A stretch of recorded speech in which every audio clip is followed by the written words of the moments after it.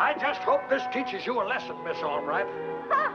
The idea of closing out my checking account simply because my figures showed the bank owed me $1.08, treating me like a child. Well, apparently you are. So it's back to a piggy bank for you. From now on, you get your allowance in cash. Do you hear? Here? From the way you were screaming around the bank, I was never so embarrassed in my life. You were embarrassed. What about me? I'm a director of that bank. And you whip up a big crisis over a difference of $1.08 between their statement and your check stubs. Is it my fault the bank goofed? Threatening to write the Federal Reserve Commission in Washington and demand an official audit. It worked, didn't it? They paid me my $1.08, didn't they? That proves I was right. They paid you off because it would have cost a lot more to have an audit than to let you think a woman's arithmetic was better than a bank's. I still say my figures were right.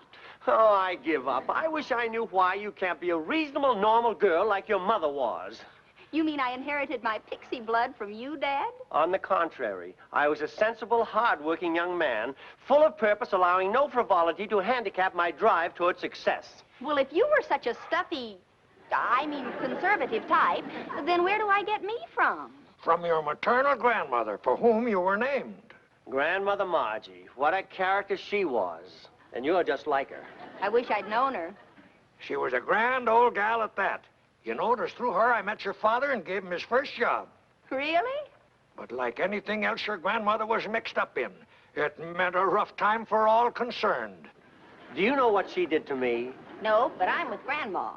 I was fresh out of Boston U and courting your mother. That was back in 1930, right after the big crash in '29.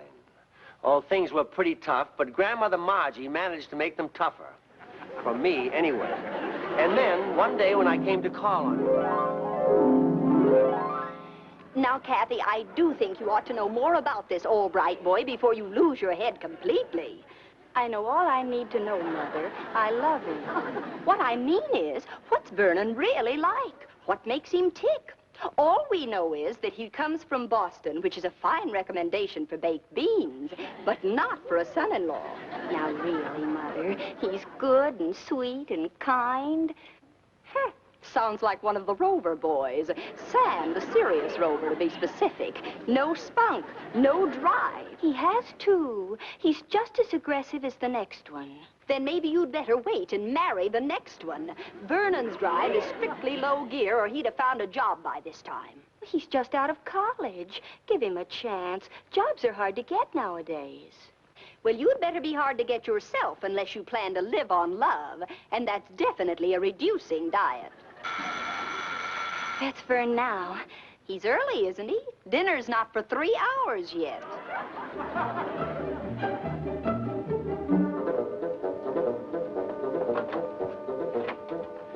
Tennis, anyone? How about a love set? Vern, careful. Mother's in the living room. Why don't you go in and say hello while I run upstairs and get my racket? Do I have to? I don't feel very comfortable with your mother. I don't think she likes me very much. Oh, her bark's a lot worse than her bite. I'll be down in 2 shakes.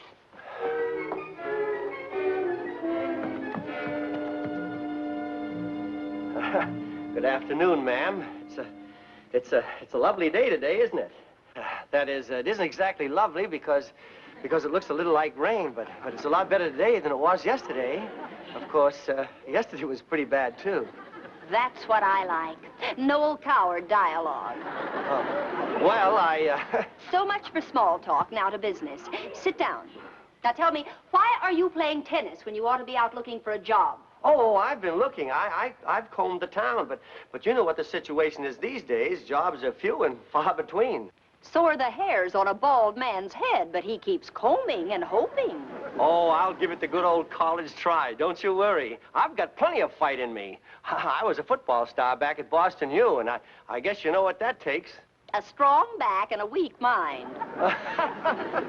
Oh, that's very funny, ma'am. I'll tell that to the fellas at the next class reunion. Well, don't wait for a laugh, or you'll be too old to look for a job. Come on, Vern. Mother's taken up enough of your time. It's my turn now. If you'll excuse me, ma'am, it's been awfully nice talking to you. Young man, if you can say things like that with a straight face, you'll be a cinch in the business world.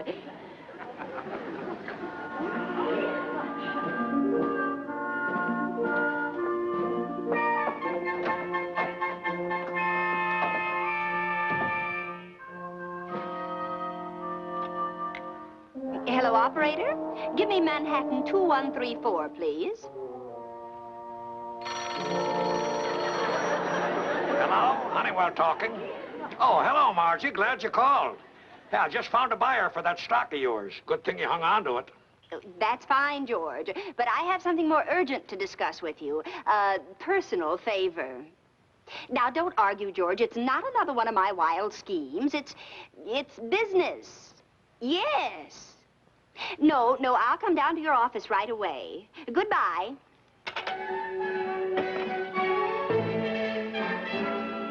You and your dizzy ideas.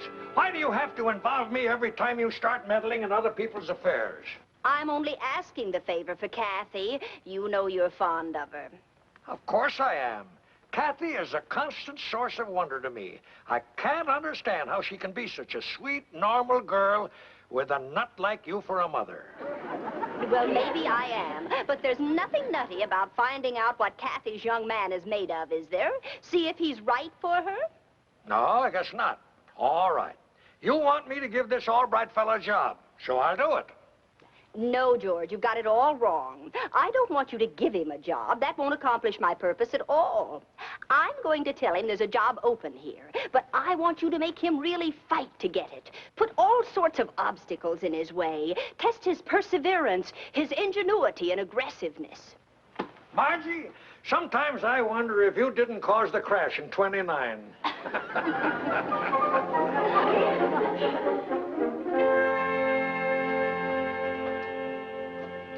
Now remember, Miss Joyner, when this Albright fella shows up, tell him my first open appointment is 2 months from now. Yes, sir. Mr. Albright, a friend of yours? No, I never even met the man. I'm doing this for one of our clients. May I ask why? We want to see how he handles a businessman's first line of defense, the secretary.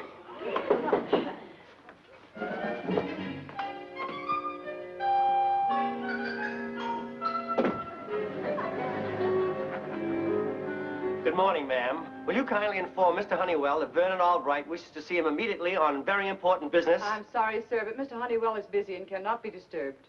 Oh, I see. That's okay. I'll come back some other time. I'm terribly sorry to have bothered you.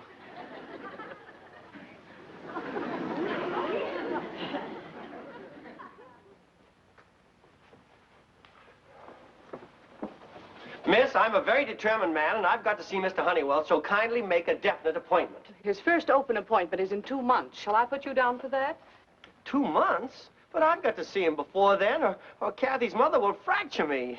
I mean, this is an emergency. I'm sorry, but 2 months is the earliest open appointment.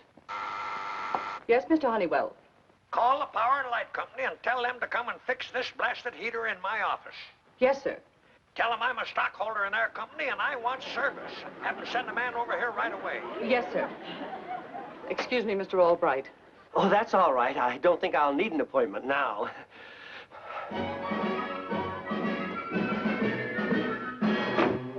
Well, I must say I'm disappointed, George. I knew Kathy's young man was no fireball, but I certainly didn't think some snip of a secretary could make him fizzle out. I guess he just hasn't got what it takes. Wait a minute. Hold the phone. Power and Light Company, sir, tracing down a short. There's been a new development in the matter we were discussing. I'll call you back. So you're from the Power and Light Company, eh? You didn't waste much time getting here. Oh, I never waste time when there's a job to be done. And speaking of jobs, I'd like to talk to you about... I didn't send for you to talk. I sent for you to fix that electric heater, so do it. Yes, sir. But about that job... I'm going to call the power company and have you fired. Now, wait a minute, Mr. Honeywell. You don't understand. Shut up and get out of my office. I'll open it for you, sir. And probably break it, huh? Now, you get out of my office and... Gale!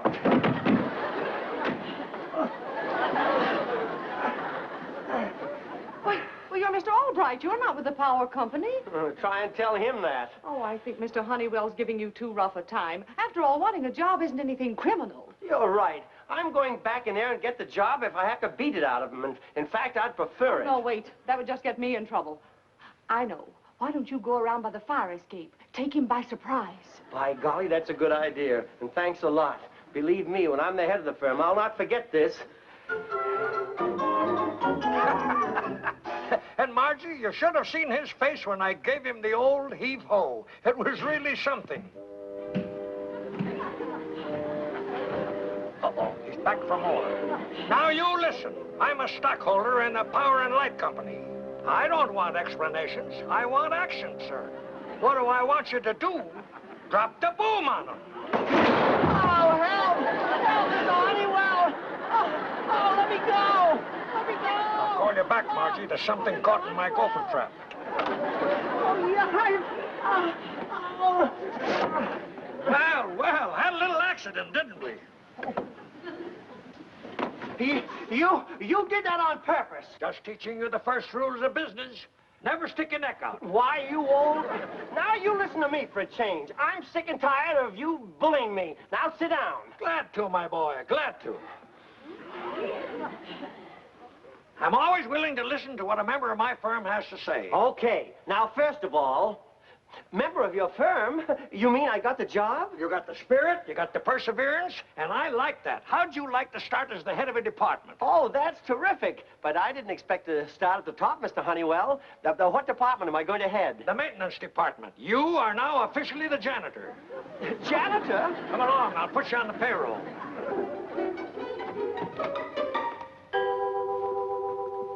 Miss Joyner, enter the name of Vernon Albright on the payroll starting tonight. Hours, 6 p.m. to 8 a.m. All night? Well, that's 14 hours. If you don't want the job, say so. Oh, yes, I want it. Thanks a lot. What's the salary? Salary? Did I say anything about salary? No. Well, then see that you don't. I hate people that start whining about money the minute they start work. We'll discuss pay after your 2 weeks trial period is up. Congratulations, Mr. Albright. Thanks. I guess.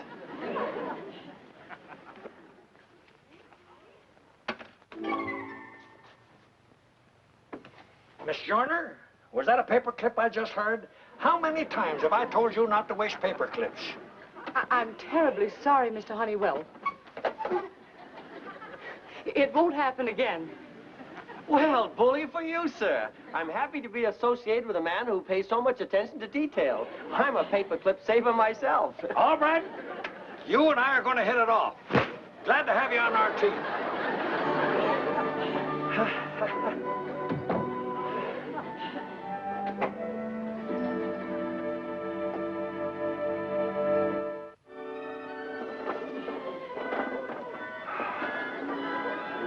7 o'clock, only an hour to go.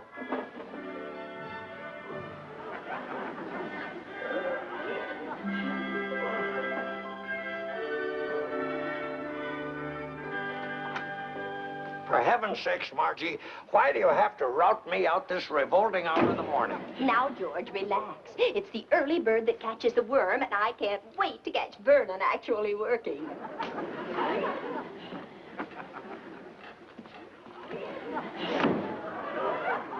Albright, wake up. Oh, Mr. Honeywell. What's the idea of sleeping on the job? Good morning, ma'am. So this is the way you show your appreciation. And to think I recommended you to Mr. Honeywell. I won't blame you if you discharge him at once, George. Oh, no, please don't fire me, Mr. Honeywell. I've worked hard all night. Look, I've swept, dusted, and cleaned your floor. I filled your waste paper basket, and I emptied your inkwells. And see, I salvaged a good 10 cents worth of paper clips. Congratulations, Albright. Why, you're a born executive. Oh, thank you, sir. And now I think I'll go and punch the time clock. Just a moment, Vernon. Surely you're not going home. Why, yes. Well, you'll never get ahead that way. You've got to stop watching the clock. I'm sure Mr. Honeywell will let you stay in the office the rest of the day and learn the business. The rest of the day? But I worked hard all night. I'll tell you what, Albright. You can work days as my office boy. Now go get a shave and a shower and be back in 20 minutes. Yes, sir.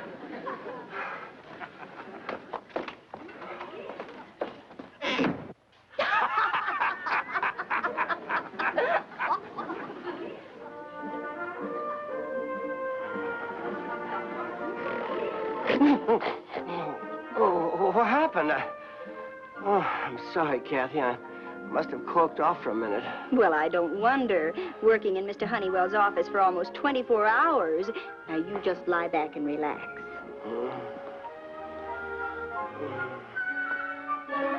Rise and shine, Vernon. It's almost 6. Time to go to work. Now, Mother, Vernon can't keep this up forever. He just finished his office boy job at 5 o'clock. Oh, don't worry, Kathy. I can take it. That's the spirit, boy. And think how lucky you are. With jobs so hard to get, you've got 2.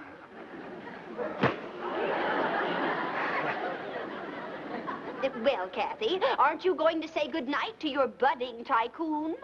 Yes, Mother. Vern. Maybe you could meet me for breakfast at 8 o'clock. I've got a half an hour then that I don't know what to do with. It's a date. Good night, Vern. Really, Mother, can't you let us have a minute alone?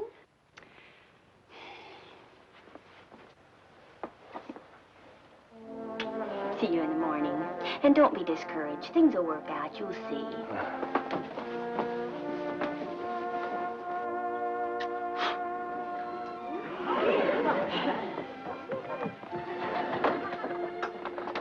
Good morning, Mr. Honeywell. Morning? What's the matter with you, Albright? It's 6:15 p.m. Hurry, or you'll be late. Oh, I'm sorry. I forgot which job I was going to. I'm slightly confused.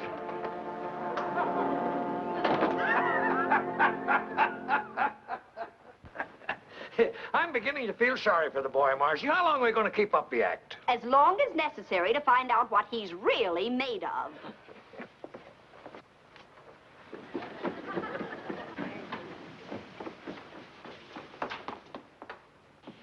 I want to be sure he's right for Kathy. He's certainly not afraid of hard work. Yes, but can he meet an emergency? Is he a man of action in a crisis?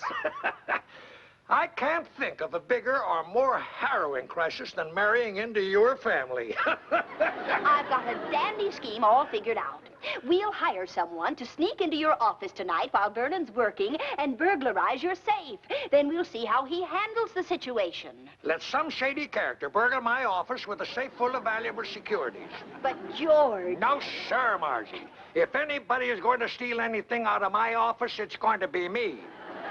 What am I saying? George, that's the cat's pajamas. Why didn't I think of that? You disguise yourself as a burglar and put Vernon to the test tonight.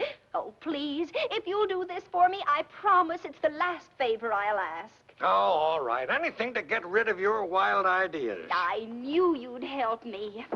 Now, here's what we'll do.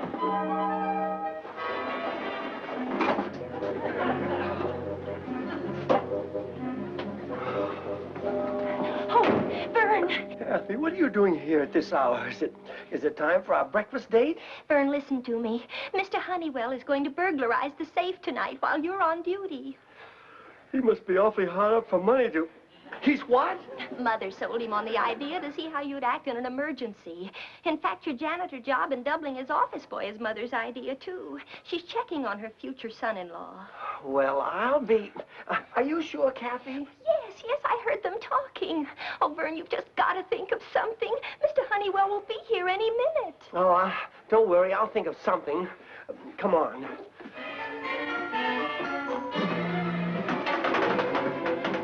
When I get through with that old goat, he'll wish he'd never met your mother. What are you going to do with that metal wastebasket? I'm going to bring the situation to a head, namely Mr. Honeywell's.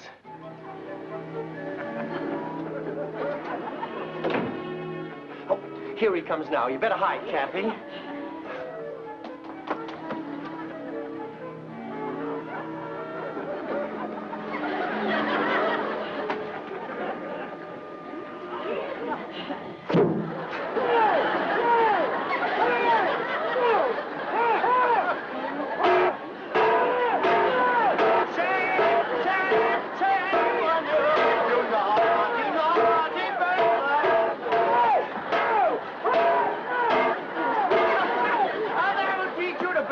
Beloved employer's office, you cheap crook. I'm going to call the police.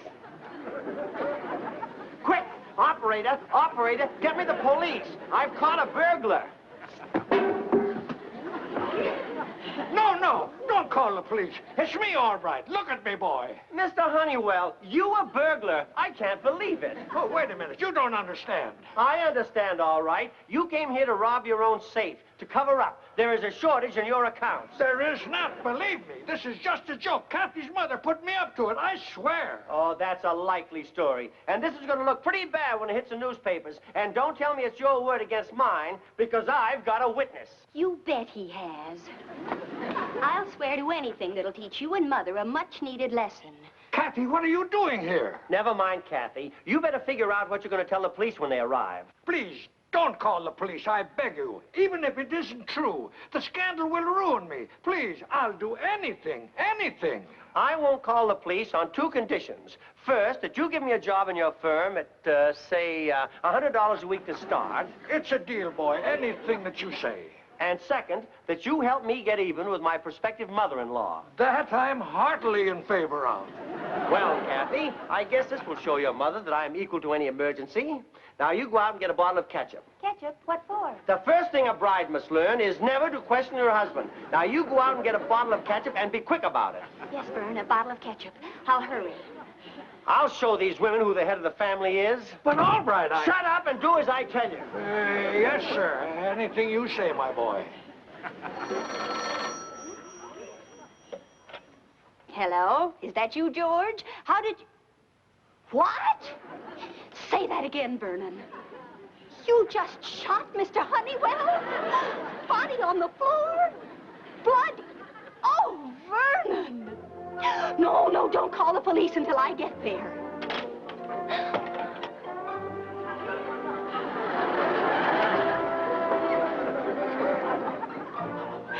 Is he? Yep, deader than a mackerel. Oh! I didn't know it was Mr. Honeywell until after I'd fired the fatal shot. Oh, the poor guy, I caught him robbing his own safe. He must have been short in his account. No, it was all my fault. I killed him, not you. Your fault? Why, whatever do you mean, ma'am? I put him up to this. I wanted to test your mettle, Vernon.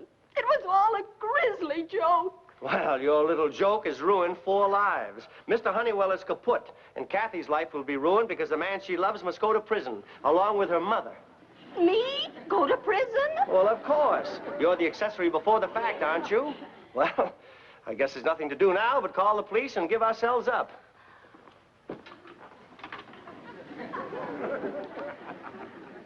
Hello? Hello, operator. Operator, get me the police. Vernon, wait. Don't call the police. Don't call the police? Why not? There's a better way. We'll dispose of the body, and no one will ever know what happened here tonight. Huh? It'll be easy. We'll put him in a sack and dump him in the East River. Dump him in the East River? It's the only way. I'll go get a burlap bag. Oh, no! She couldn't. You're right, Kathy, dear. Your mother would never drown an old turkey that's covered with ketchup. Ketchup? You knew all the time? And that's not all. I also knew you were the right one for my Kathy. Any man who can make George Honeywell lie down and play dead is my kind of guy.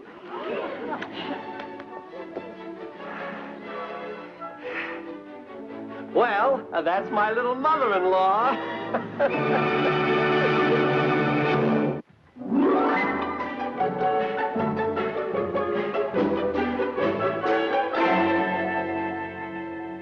And that, as the old gag goes, is how I met your grandmother. Grandmother Margie. How I wish we two could have gotten together. We'd really have given you a rough time. You do pretty well on your own. After all, you got it all from her. Oh, not all. I think I'm a lot like you. I must be. Like me? What makes you think that? Well, to paraphrase Grandmother's immortal words, any man who can cope with 3 generations of Margies is my kind of guy. Well, that's my little Margie.